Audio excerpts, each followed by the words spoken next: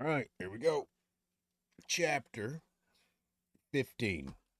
Now, I have a theory that our existence is a hermaphrodite, or an unproductivity of it, in the sense that the beings and seas and houses and trees and the fruits of trees, its immortal truths and rocks of ages that it seems to produce, are only flutters that seem to be real productions to us because we see them very slow motioned. My interpretation of theology is that though mythologically much confused, it is an awareness of the wholeness of one existence, perhaps one of countless existences in the cosmos, and that its distortions are founded upon intuitive knowledge of the unproductive state of this one existence as a whole. And so it's visions of a divine sterility which are illustrated with figures of blonde hermaphrodites. Of course, there are stray legends of male angels, but such stories are symbols of the inconsistency that coexists with the consistency of all things phenomenal. Or that parthenogenesis is the essential principle of all things, beings, thoughts, states, phenomenal. I'd be queried if I should say of the consummation of any human romance that it is parthenogenic. But humanity, regarded as a whole, is sustained by self fertilization. Except for an occasional vague stories of external enrichments, there are no records of invigorations imparted to the humankind from gorillas, hyenas, or swine. Elephants fertilize elephants. I conceive of no bizarre little love story with the fruitful outcome of the attractions of a rhinoceros to a hummingbird. Though I have a venerable little story account sent to me by Mr. Ernest Doflyer, Bronx, New York, of an 18th century scientist whose theory it was that human females can be pollinated and who experimented by exposing a buxom female to the incidents of the east wind and, of course, was successful in establishing his theory. I have no other datum of human or vegetable union, so this reported occurrence must be considered one of the marvels from which this book of not uncommon events holds aloof. The parthenogenic triumphs of the human intellect are circular stupidities. The mathematicians in their intuitions of the state of a whole have represented what to be the devout is divinity, with the circle which to them the perfect figure symbolizes getting nowhere. Much of the argument of this book will depend upon our acceptance that nothing in our existence is real. The whole may be realness. Out of its phenomena, it may be non phenomenally producing offspring realnesses. That is not our present subject, but up comes the question, if nothing phenomenal is real, is everything phenomenal really unreal? But if I accept that nothing is real in phenomenal existence, I cannot accept that anything therein is really unreal. So, my acceptance, in accordance with our general philosophy of the hyphen, is that all things perceptible to us are real unreal, varying from the direction of one extreme to the other according to whatever may be the degree of their appearance of individuality. If anybody has the notion that he is a real being, and by realness I mean individuality, or call it entity or unrelatedness, let him try to tell why he thinks he exists in a real sense. Recall the most celebrated of the parthenogenic attempts to make this demonstration. I think, therefore I am. We have to accept that in order to think, the thinker must be of existence prior to the thought. Why do I think? Because I am. Why am I? Because I think. The noblest triumphs of the human intellect are about as sublime as would be the description of a house in terms of its roof, whereas the description would be equally sublime if in terms of the cellar or the bathroom. That is Newtonianism, or a description of things in terms of one of their aspects, or gravitation. It is Darwinism, a description of all life in terms of selection, one of its aspects. Gravitation is only another name for attraction. Sir Isaac Newton's contribution to the glories of human knowledge is that an apple falls because it drops. All living things are selected by environment, said Darwin. Then, according to him, when he shifted aspects, all things constituting living environment are selected. Darwinism, that selection selects. The materialist explains all things except what they deny or disregard in terms of the material. The immaterialists, such as the absolute and the subjective idealists, explain all things in terms of the immaterial. My expression is in terms of the continuity of the material and the immaterial, or that one of these extremes is only an accentuation on one side and the other only an accentuation on the other side of the hyphenated state of the material immaterial. I am a being who thinks, therefore I am a being who thinks. In this circular stupidity, there is a simple unity that commends it to conventional lovers of the good, the true, and the beautiful. I do not think. I have never had a thought, therefore something or another. I do not think, but thoughts occur in what is said to be my mind, though instead of being in it, they are it, just as inhabitants do not occur in a city, but are the city. There is a governing tendency among these thoughts, just as there is among people in any community, or as there is in the movements of the planets, or in the arrangements of cells constituting a plant or an animal. So far as goes any awareness of mine, I have no soul, no self, no entity, though at times of something like a harmonization of my elements, I approximate to a state of unified being. When I see, as for convenience, I shall say, even though there is no I that is other than a very imperfectly coordinated aggregation of experienced states, sometimes ferociously antagonizing one another, but mostly maintaining a kind of civilization. But when I see that my thoughts are ruled by tendencies such as to harmonize, organize, or coordinate, that they tend to integrate, segregate, nucleate, equilibrate, I am conscious of mere mechanical processes that mean no more in the arrangements of my ideas than they mean in the arrangements of my bones. I'd no more think of offering my ideas as immortal truth than I'd think of publishing X-ray photographs of my bones as eternal. But the organizing tendency implicit in all things, along with the disorganizing tendency implicit in all things, has admirably expressed itself in the design that is my skeleton. I think so. I have no reason to think that my skeleton is in any way inferior to anybody else's skeleton. I feel that if I could arrange my ideas with the art that has arranged my bones, I'd have, for writing a book, the justification that all writers feel the need of trying to excuse themselves for writing books. But I do not think that mechanism is all that there is in our existence. Only the old-fashioned absolutist conceives or says he conceives of our existence as absolutely mechanical. There is an individuality in things that is not of mechanical relations because individuality is unrelatedness. I conceive of our existence as positive negative or as mechanical immechanical. But my methods are the largely mechanical methods of everybody and of everything that harmonizes or organizes. One of these methods is classification. I am impelled to arrange my materials under headings quite as a wind arranges fallen leaves of various sizes into groups, as a magnet makes selections from a pile of various things. So again, when I see that my thoughts are coerced by conventional processes, I can think of my thoughts as nothing but the products of coercions. I'd not do these slaves the honor of believing them. They impose upon me only to the degree of temporary acceptance of some of them. Merely thoughtfully or intellectually, I have made a collection of notes under the classification of explosions.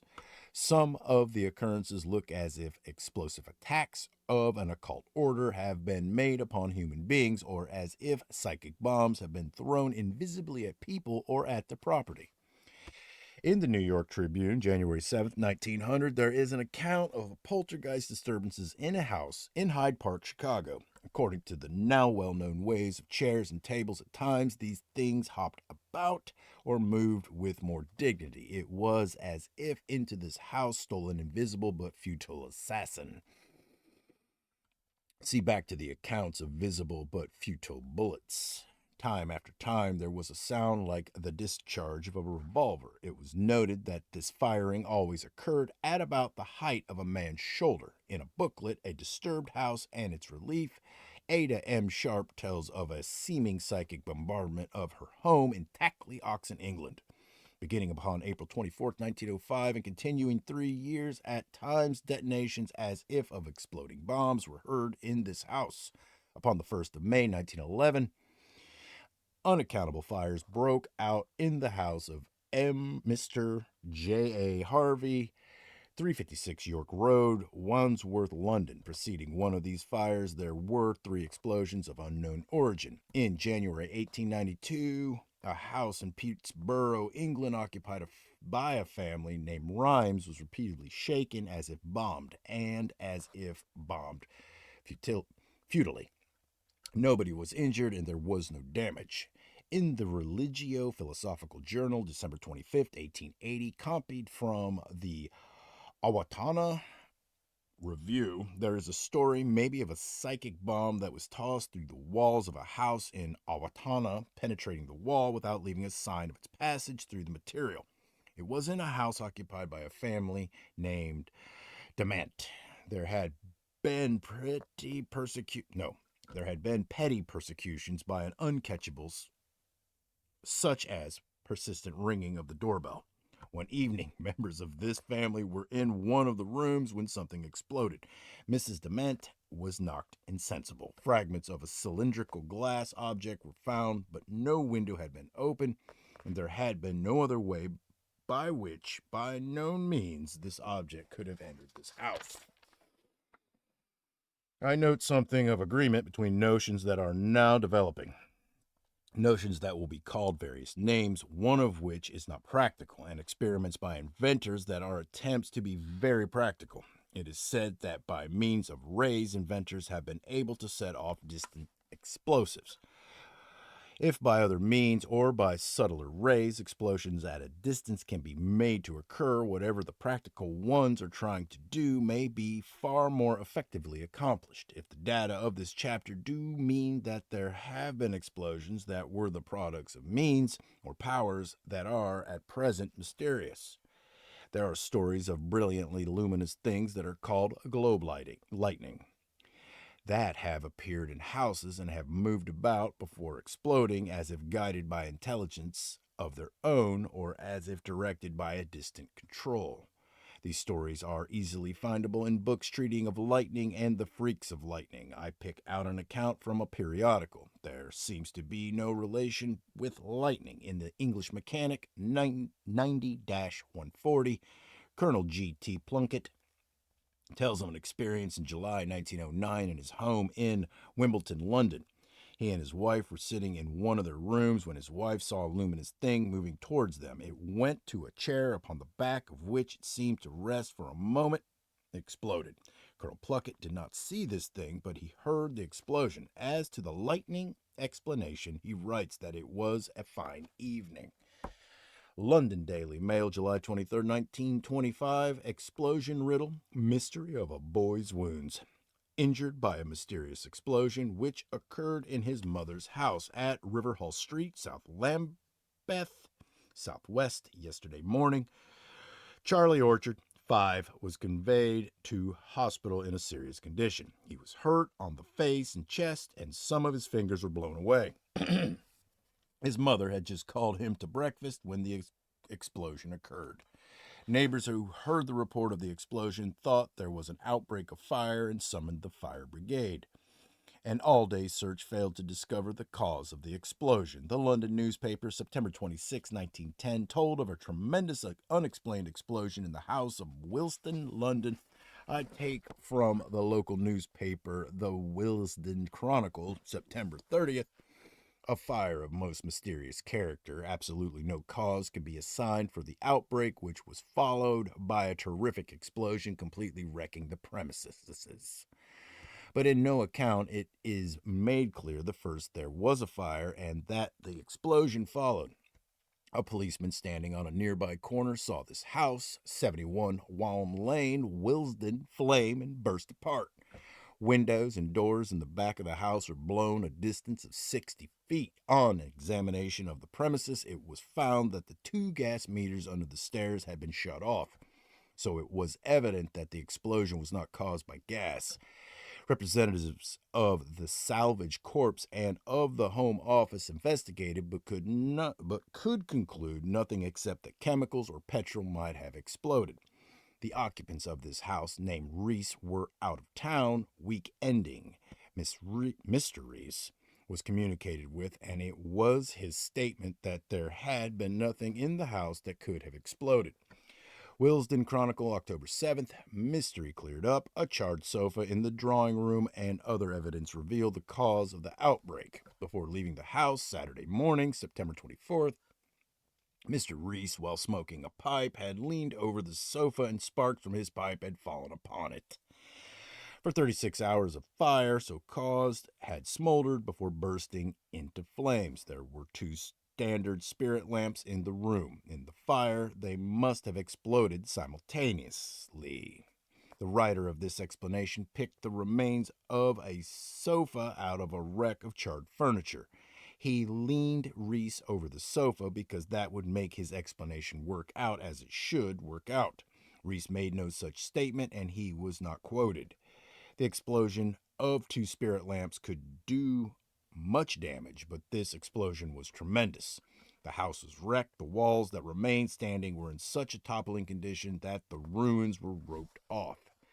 The jagged walls of this wrecked house are more of our protrusions from vacancy. We visualize them in an environment of blankness. Somewhere there may have been a witch or a wizard. Upon June 13th, 1885, a resident of Pondicherry, Madras, India, was sitting in a closed room when a mist appeared near him. At the same time, there was a violent explosion. This man, M. André, sent an account to the French Academy. I take from a report in L'Astronomie 1886-310, M. André tried to explain in conventional terms, mentioning that at the time the weather was semi-stormy and that an hour later rain fell heavily. In time still farther back, the mist would have been told of as the partly materialized form of an enemy who had expressed his malices explosively. In time still somewhere in the future, this may seem the most likely explanation. Hold on.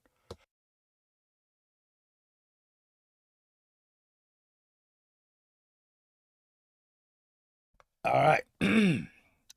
Or the mist was something like the partly visible smoking fuse of an invisible bomb that had been discharged by a distant witch or wizard.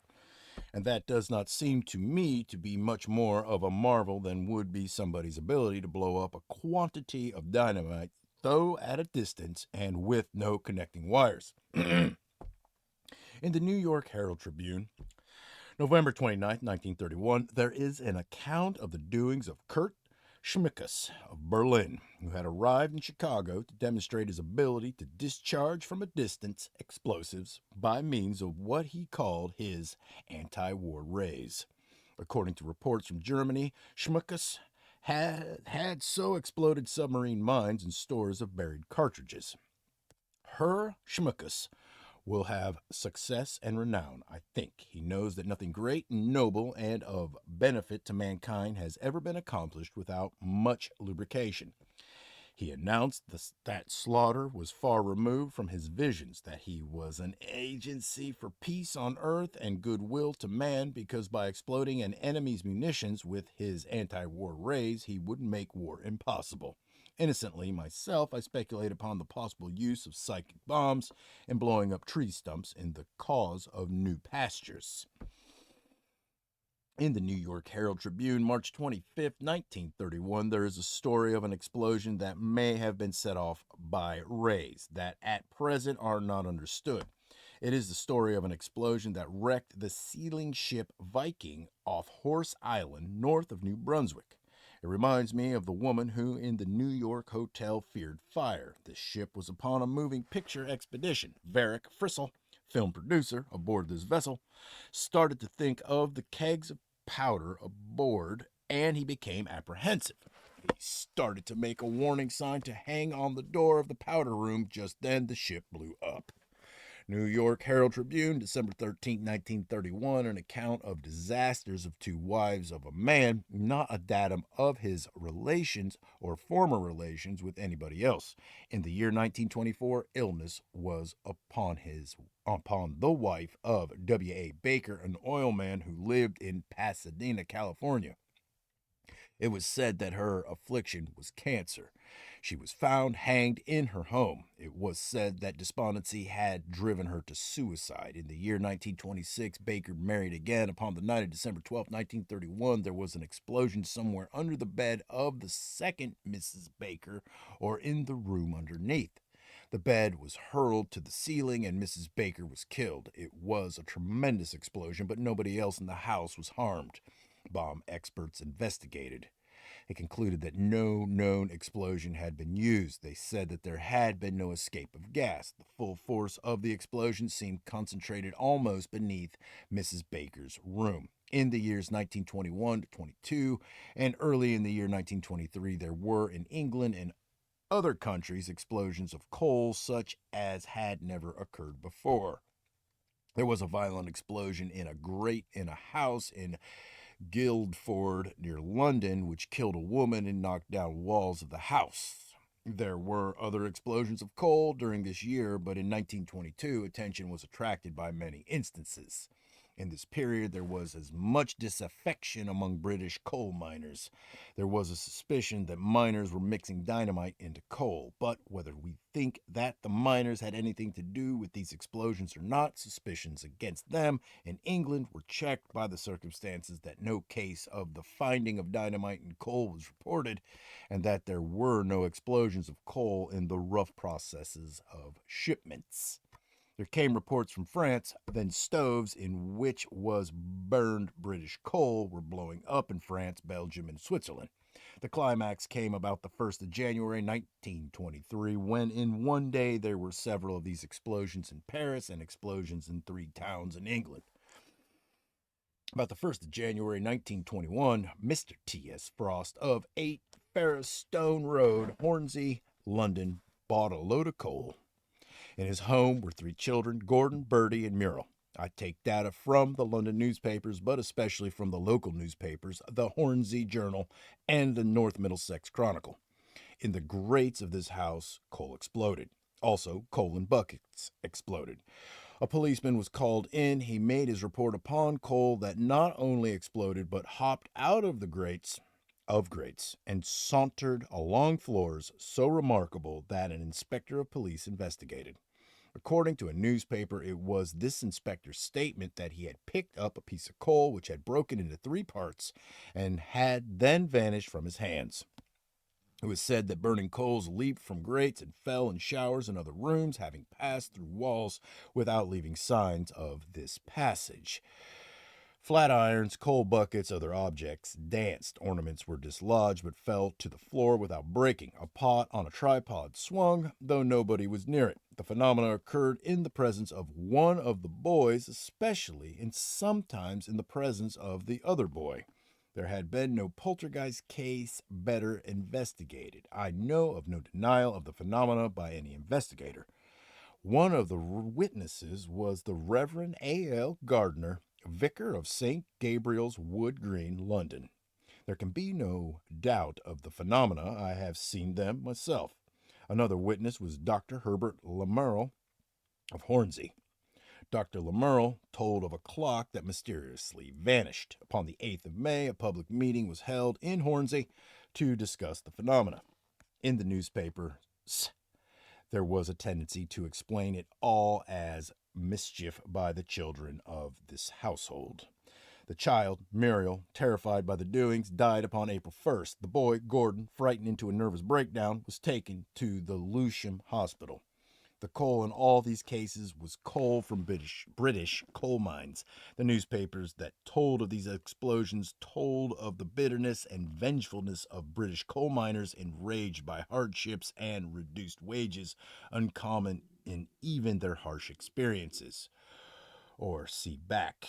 There's a shout of vengefulness in Hyde Park, London. Far away in Gloucestershire, an ancient mansion bursts into flames.